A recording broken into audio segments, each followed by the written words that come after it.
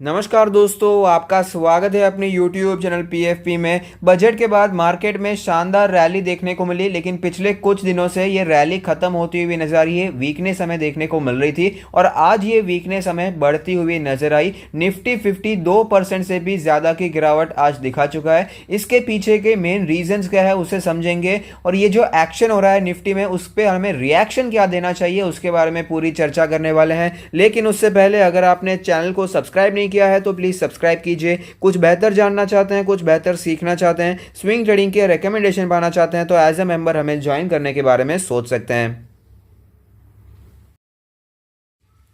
Market में गिरावट के पीछे का जो सबसे पहला और सबसे बड़ा रीज़न है वो ये है कि यूएस बॉन्ड यील्ड्स में राइज देखने को मिल रहा है, वहाँ पर हमें बढ़ोतरी देखने को मिल रही है। अब इसका क्या कनेक्शन है स्टॉक मार्केट से उसे समझाने की कोशिश करूंगा। जब भी कोई बड़ा इन्वेस्टर अपने पैसे को इन्वेस्ट करता है तो बेसिकली उसके पास दो मेजर चॉइसेस होते हैं। एक होता है इक्विटी यानी कि स्टॉक मार्केट और दूसरा होता है डेट यानी कि बॉन्ड मार्केट। अब जब मार्केट में क्रैश देखने को मिला तो इक्विटीज बहुत ही ज़्यादा अट्रैक्टिव हो चुकी थी इन कंपेरिजन टू बॉन्ड्स, तो इसके कारण पैसा हमें स्टॉक मार्केट में आता हुआ नजर आया। भारी तेजी भी देखने को मिली, लेकिन इस लेवल पर अभी फिलहाल की सिचुएशन को हम देखते हैं तो स्टॉक मार्केट में बहुत ही फ्रॉथ देखने को मिल जाता है। बहुत ही ज्यादा वैल्यूएशन हमें ओवर होता हुआ नजर आता है, ओवर वैल्यूएशन यहां पर हमें देखने को मिल रहा है। लेकिन अगर हम बॉन्ड मार्केट को देखते हैं तो वहां पर यील्ड जो है लगातार बढ़ता हुआ नजर आ रहा है, धीरे धीरे करके वो हमें ऊपर आता हुआ नजर आता है। तो सेफ्टी हमें ऑफकोर्स बॉन्ड मार्केट में आपको ज्यादा दिखाई देगी in comparison to stock markets. तो इसीलिए ये डर बना हुआ है कि जैसे जैसे यूएस बॉन्ड के यील्ड्स बढ़ते जाएंगे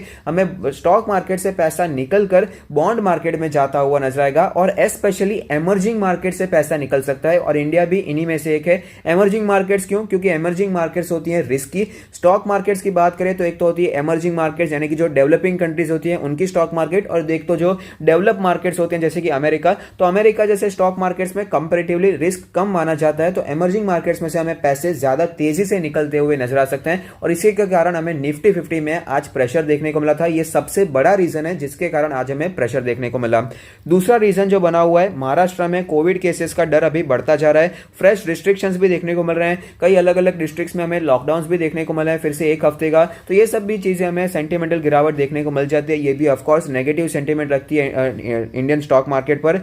तीसरा जो रीजन बना हुआ है ये है कि यूएस के प्रेसिडेंट जो बिडेन का 1.9 ट्रिलियन का कोविड रिलीफ प्लान आ रहा है, और इसके कारण यूएस की जो इकोनॉमी है वहां पर हमें बूस्ट देखने को मिलेगा। तो फिर से यही रीजन है, एमर्जिंग मार्केट से पैसा निकलेगा और जो डेवलप मार्केट से वहां पर जाता हुआ नजर आएगा, क्योंकि वहां पर ज्यादा सेफ्टी भी देखने को मिलेगी। और ये तो हम कह सकते हैं लॉजिकल भी है, क्योंकि आप खुद देखेंगे तो डाउ जोन्स आप देख पाएंगे अपने प्री कोविड लेवल के आसपास ही ट्रेड कर रहा है। मार्च के क्रैश के पहले जहां पर ट्रेड करा था उससे 1-2 हजार पॉइंट से ऊपर ट्रेड कर रहा है, जबकि वो 30,000 का इंडेक्स है।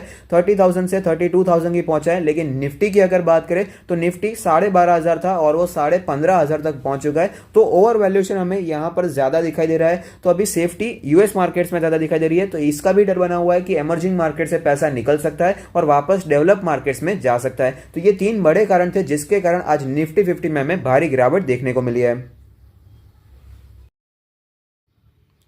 बजट के बाद मार्केट में शानदार रैली देखने को मिली। 13,750 के लेवल से 15,500 के लेवल्स हमें देखने को मिले, लेकिन पिछले 4 दिनों से तो करेक्शन शुरू हो चुका था। निफ्टी नीचे आती हुई नजर आ रही थी, लेकिन आज हमें भीषण करेक्शन देखने को मिला। 2% का करेक्शन देखने को मिला और इंपॉर्टेंट सपोर्ट भी ध्वस्त हो चुका है, और वो इंपॉर्टेंट सपोर्ट है 20 डेज का मूविंग एवरेज। क्रैश के बाद जब शानदार रैली आई ना तो 20 डेज का मूविंग एवरेज बहुत बार इसके लिए एज ए स्ट्रॉन्ग सपोर्ट हमें दिखाई दिया था। तो ये लेवल तो टूट चुका है और अच्छे खासे मार्जिन से भी टूट चुका है, और आज की जो कैंडल दिखाई दे रही है वो भी बहुत ही वीक है। इंट्राडे जो हाई बना वो इसके ओपनिंग के आसपास ही बना, उसके बाद गिरावट आई थी, और जो इसका इंट्राडे लो था उसी के आसपास क्लोजिंग भी देखने को मिली। तो कोई भी प्राइस रिजेक्शन नीचे से देखने को नहीं मिलता है, तो वीकनेस बहुत ही ज्यादा दिखाई दे रही है। तो ऐसी सिचुएशन में कौन से वो लेवल्स हैं जो कि एज ए स्ट्रॉन्ग सपोर्ट हमें दिखाई दे सकते हैं उसके बारे में चर्चा कर लेते हैं। तो आप देख पाएंगे हमें यहाँ पर एक गैप रहता हुआ नजर आया है। निफ्टी में जब तेजी आई थी बजट के बाद तो एक गैप रह गया था, तो ये level as a strong support हमें दिखाई देगा। 14,300 का लेवल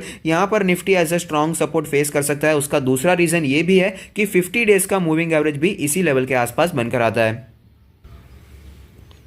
अगर ये लेवल भी टूट जाता है तो हमें 14,000 के साइकोलॉजिकल लेवल्स दिखाई दे सकते हैं, लेकिन टेक्निकली अगर बात करें तो 13,800 का लेवल बहुत ही इंपॉर्टेंट है। ये लेवल भी हमें दिखाई दे सकते हैं अगर हमें वीकनेस कंटिन्यू रहती हुई नजर आती है, क्योंकि आरएसआई भी वीक होता हुआ नजर आ रहा है। आरएसआई का नंबर 47.51 है।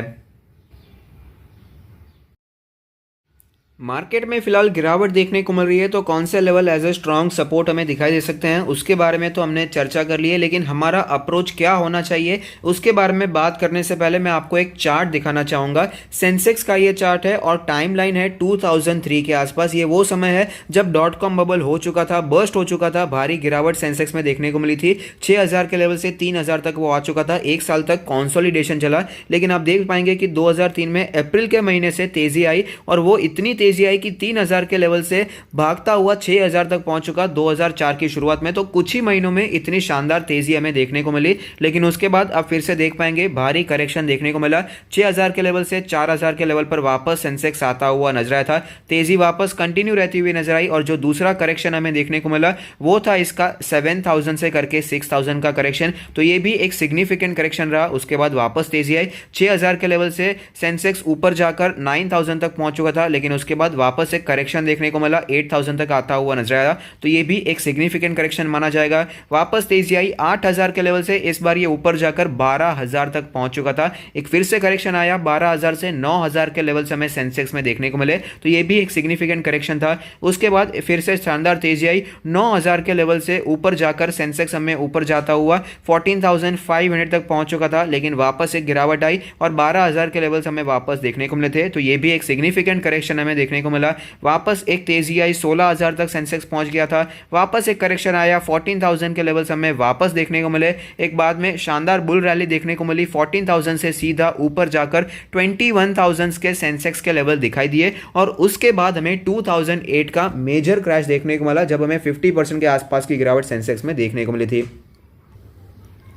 तो यहां पर मैं आपको समझाना यह चाहता हूं कि आपने देखा कि 2003 से करके 2008 तक शानदार तेजी आई, 3,000 का सेंसेक्स 21,000 तक पहुंच, लेकिन बीच इतने मेजर करेक्शन देखने को मिले। तो ये करेक्शन होना बहुत ही जरूरी है, ये हेल्दी करेक्शन माने जाते हैं। अगर मार्केट में एक हेल्दी बुल रन चाहिए तो हेल्दी करेक्शन होना बहुत ही जरूरी है, हेल्दी प्रॉफिट बुकिंग होना, फ्रॉथ को हटाना बहुत ही जरूरी हो जाता है। आपका क्या व्यू है इस पर आप मुझे कमेंट बॉक्स में बता सकते हैं, लेकिन मेरा पर्सनल व्यू तो यही है, जितनी तेजी हमारे लिए इंपॉर्टेंट है उतना ही इंपॉर्टेंट है गिरावट। अगर गिरावट नहीं होगी, वन साइडेड तेजी होती है, तो वो एट लास्ट उसका जो एंड होता है बहुत ही खतरनाक और बुरा देखने को मिलता है, दर्दनाक एंड वहां पर देखने को मिलता है। इसीलिए जो फिलहाल मार्केट में करेक्शन हो रहा है बहुत ही अच्छा करेक्शन है। अगर थोड़ा और भी करेक्शन आ जाता है निफ्टी 50 में, अगर निफ्टी फिलहाल 14,000 की जगह 13,000 भी एक बार आ जाता है, तो ये मेरे हिसाब से एक हेल्दी करेक्शन रहेगा और फिर से हमें एक अच्छी तरीके से बुल रैली कंटिन्यू होती हुई नजर आएगी।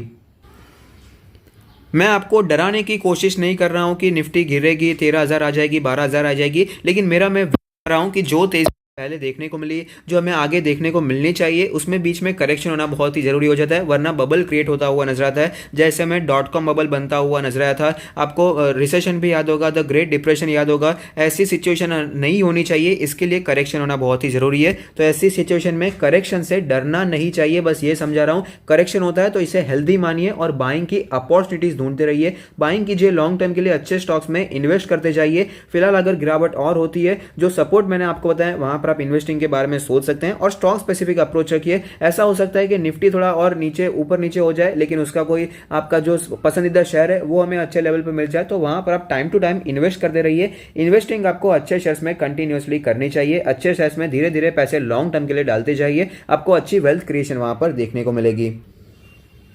और आज मैं लॉन्ग टर्म के इन्वेस्टर्स के लिए एक बहुत ही अच्छा वीडियो भी लाने वाला हूं, उसे भी देखना जरूर देखिएगा।